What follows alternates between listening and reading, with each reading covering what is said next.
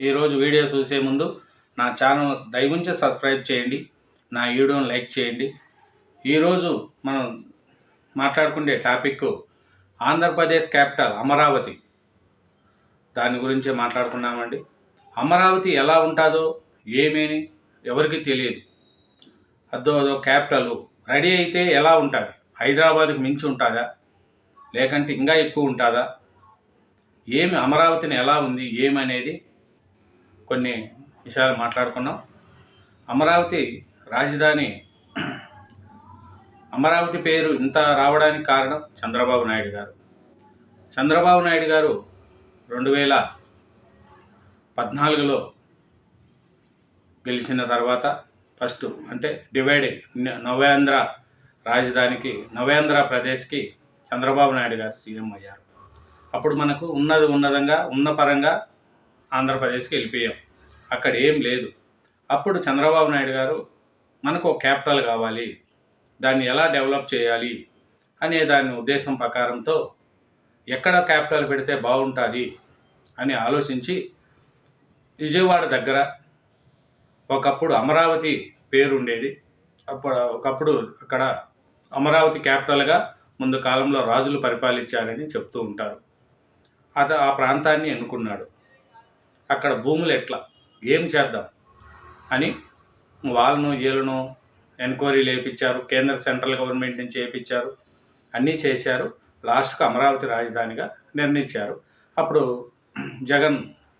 జగనన్న ప్రతిపక్ష నేతగా ఉన్నప్పుడు జగనన్న కూడా అసెంబ్లీలో ఒప్పుకున్నాడు, అమరావతి రాజధానిగా ఉంటే బాగుంటుంది, అక్కడ ఎక్కువ భూమి ఉండాలి, సేకరించాలి, రేపొద్దునక ఇబ్బంది అవుతుంది, అక్కడే రాజధాని ఉంటే డెవలప్మెంట్ అవుతుందని జగనన్న కూడా ఓకే చేశారు. అన్ని పార్టీల ఓకే చేశారు. ఓకే అయిపోయింది. ఓకే అయిన తర్వాత చంద్రబాబు నాయుడు గారు భూములు ఎట్లా ఇస్తారు, ఇవ్వరు కదా. అప్పుడు ఒక మీటింగ్ పెట్టాడు, రైతులందరినీ పిలిచి. 29 గ్రామాలు ఉంటాయి ఆ రాజధాని ప్రాంతంలో. 29 గ్రామాలలో పిలిపించి మీకు మీ భూములు కావాలి, ఇక్కడ అమరావతి ఇది క్యాపిటల్ వస్తుంది, మీ 29 గ్రామాల భూములు మాకు ఇస్తే ఇక్కడ రాజధాని కడతాము అన్నారు.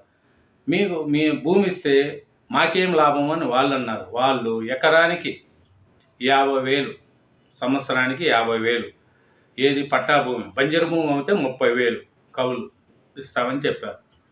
ఇప్పుడు ఈ అమరావతిలో అంతా రెడీ అయ్యేంత వరకు, రెడీ అయిన తర్వాత వాళ్ళకు 1250 గజాల సెంట్లో, పూర్తిగా తెలీదు, రెసిడెన్షియల్ ప్లాట్ ఒకటి, 450 గజాలు కమర్షియల్, గజాలు సెంట్లో తెలీదు, 450 కమర్షియల్, ఏది పట్టా భూమి వాళ్ళకి అవుతే. బంజరు భూమి వాళ్ళకి అవుతే 1000, ఇక్కడ 250 కమర్షియల్ ఇస్తాము మేము అని చెప్పి ఒప్పుకున్నారు. ఒప్పించిన తర్వాత రైతులు 100 రోజుల్లో 28,000 రైతులు 33,000 ఎకరాల భూమి ఇచ్చారండి. ఏం చూసి ఇచ్చారు? డబ్బులు ఏమని ఇచ్చాడా చంద్రబాబు నాయుడు గారు? ₹1 డబ్బులు ఇవ్వలేదు. ఎందుకు ఇచ్చారు భూములు? చంద్రబాబు నాయుడు గారి నమ్మకంతో భూములు ఇచ్చారు. ఆ పేద ప్రజలు అయ్యో మాకు దేవుళ్ళ లాంటి చంద్రబాబు నాయుడు గారు ఉన్నారు కదా, మాకేము అని భూములు ఇచ్చాడు. 33,000 ఎకరాల భూమి ఇచ్చారు. అప్పుడు చంద్రబాబు నాయుడు గారు అందరూ అన్నారు, ఏంది ఇంత భూమి ఎందుకు తీసుకుంటున్నాడు, చంద్రబాబు నాయుడు గారికి ఏమైనా పిచ్చా అన్నారు. లేదండి, ఇది మన హైదరాబాద్ కంటే పెద్ద రాజధాని అవుతుంది ఫ్యూచర్కి, కాబట్టి అమరావతి రాజధాని అంటే ఇంత భూమి ఉండాలి అని తీసుకున్నారు. తర్వాత భూమి తీసుకున్న తర్వాత ప్రధానమంత్రి మోడీ గారు వచ్చారు, శంకుస్థాపన చేశారు. శంకుస్థాపన చేసిన తర్వాత కూడా అసెంబ్లీ, తాత్కాలిక అసెంబ్లీ, హైకోర్టు, ప్రభుత్వ భవనాలు, జడ్జి భవనాలు, రోడ్లు అన్నీ ఆడికాడికి మొత్తం సెట్ చేశారు. ఆ సచివాలయం ఇప్పుడు అసెంబ్లీ సమావేశాలు హైదరాబాదులో పెట్టుకుంటే రావడం పోవడం, కానీ చంద్రబాబు నాయుడు అట్లా ఆలోచించాలి. ఎందుకు మన రాష్ట్రంలో ఉండాలి అని చెప్పి అక్కడ అసెంబ్లీ కట్టుకున్నాడు, శాసనసభ కట్టుకున్నాడు, హైకోర్టు భవనం కట్టినాడు, రోడ్లు వేసాడు, విద్యుత్ స్తంభాలు, విశాలమైన రోడ్లు వేసి డెవలప్మెంట్ దిశగా పోతున్న సమయంలో అమరావతికి కలిసి వచ్చే టైం ఏం తెలుసంటే, కృష్ణానది పక్కనే నీరుంది, విశాలమైన నీరు, నీరు ఉన్నట్టే ఉండే రాజధానులు మంచి డెవలప్మెంట్ అవుతాయని అందరికీ తెలుసు. అందుకనే చంద్రబాబు నాయుడు గారు ఆ కృష్ణా నదిన రాజధాని ఉంటే ప్లస్ వాటర్కి కానీ బిజినెస్ పీపుల్స్కి కానీ రెసిడెన్షియల్ పీపుల్స్కి కానీ వాటర్కి ఇబ్బంది ఉండదు అని చెప్పి అక్కడ 33,000 ఎకరాలతో స్టార్ట్ చేశాడు. దీన్ని నిర్మించడానికి 50,000 కోట్లు కావాలి డబ్బు. ప్లాన్ అది కూడా 50,000 కోట్లు డబ్బులు ప్లాన్ వేశాడు. ప్లాన్ వేస్తూ అప్పుడు మెల్లిగా డెవలప్ చేసుకుంటూ పోతున్న టైంలో 2019 ఎలక్షన్లకే చంద్రబాబు నాయుడు గారు దిగిపోయారు. చంద్రబాబు నాయుడు గారు దిగిన తర్వాత జగనన్న సీఎం అయ్యారు. జగనన్న సీఎం అయితే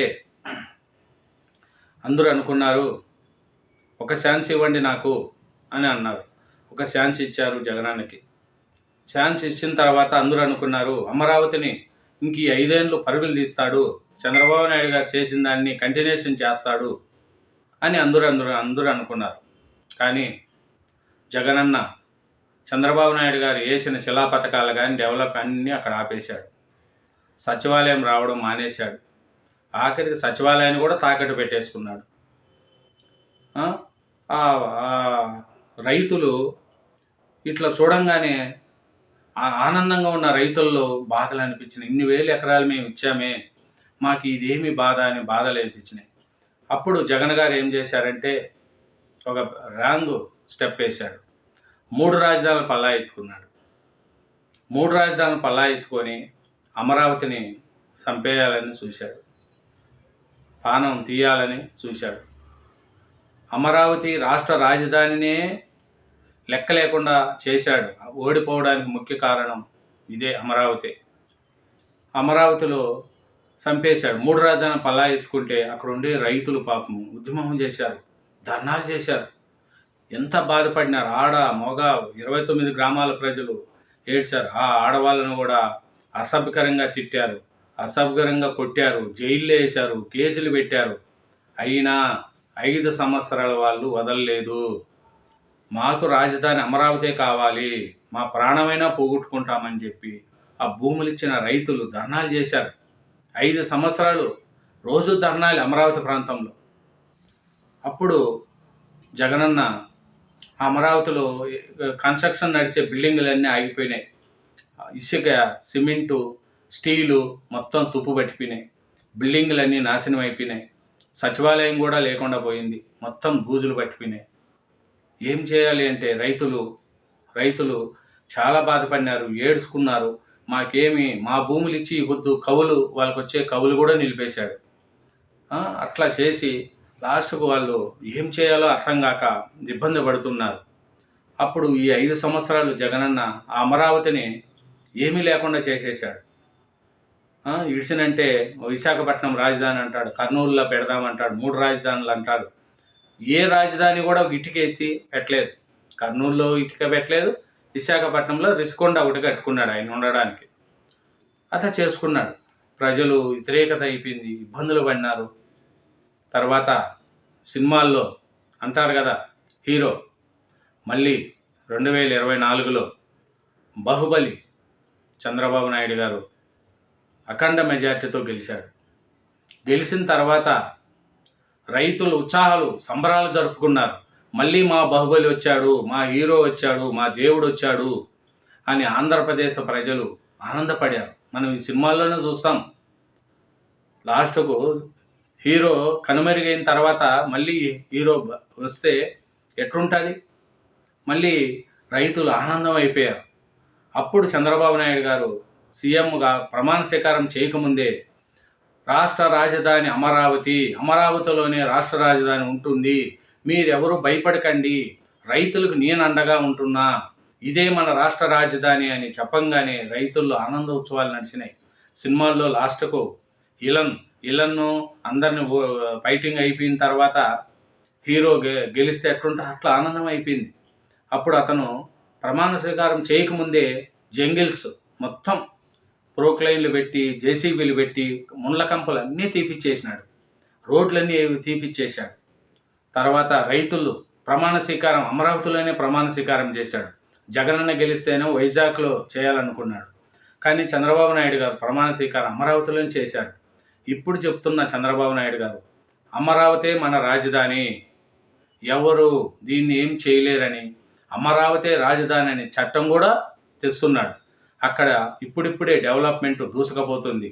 ఆ అమరావతి ఇంకా 10-15 సంవత్సరాలలో హైదరాబాద్కి మించిన రాజధాని అమరావతి అవుతుంది. ఇప్పుడే చాలా బిల్డింగ్లు కావచ్చు, కన్స్ట్రక్షన్లు కావచ్చు, యూనివర్సిటీలు ఒక్కొక్కటే చంద్రబాబు నాయుడు గారిని చూసి ఒక్కొక్కటే వస్తున్నాయి. అమరావతి రాజధాని మళ్ళీ బతికిందిరా అని ప్రజలు, ఆంధ్రప్రదేశ్ ప్రజలు, రైతులు చాలా కోరుకుంటున్నారు. ఇది మనం ఎక్కడ పోయినాం? హైదరాబాద్ లెక్క డెవలప్మెంట్ అయ్యే అమరావతిని 5 ఏళ్ళు చంపేస్తే మళ్ళీ ఇప్పుడు మన చంద్రన్న గారు వచ్చారు, చంద్రబాబు నాయుడు గారు వచ్చారు. అమరావతి ఎక్కడికి ఇబ్బంది పడదు. అందుకనే ప్రజలకు చెప్తున్నాను, చంద్రబాబు నాయుడు గారు ఇంకా 10 సంవత్సరాలు సీఎంగా ఉండాలి. అప్పుడే ఆంధ్రప్రదేశ్ రాజధాని అమరావతి హైదరాబాద్ కంటే మించి డెవలప్మెంట్ అవుతుంది. దీన్ని ప్రజలందరూ గుర్తించుకోండి. చంద్రబాబు నాయుడు గారికి సపోర్ట్ చేయండి, పవన్ కళ్యాణ్ గారికి సపోర్ట్ చేయండి, నారా లోకేష్ గారికి సపోర్ట్ చేయండి. ఆంధ్రప్రదేశ్ డెవలప్మెంట్ అవ్వాలంటే అమరావతి డెవలప్మెంట్ అవ్వాలి. చదువుకున్న పిల్లలకు ఉద్యోగాలు రావాలి. దయవుంచి చెప్తున్నాను, ఆంధ్రప్రదేశ్ ప్రజల్లారా, తెలుగు ప్రజల్లారా, ఎక్కడ ఉన్నా ఆంధ్రప్రదేశ్ అమరావతి రాజధానిని బతికించండి, ఆంధ్రప్రదేశ్ను కాపాడండి, చంద్రబాబు నాయుడు గారికి సపోర్ట్ చేయండి. Thank you very much. నా వీడియో నచ్చితే లైక్ చేయండి.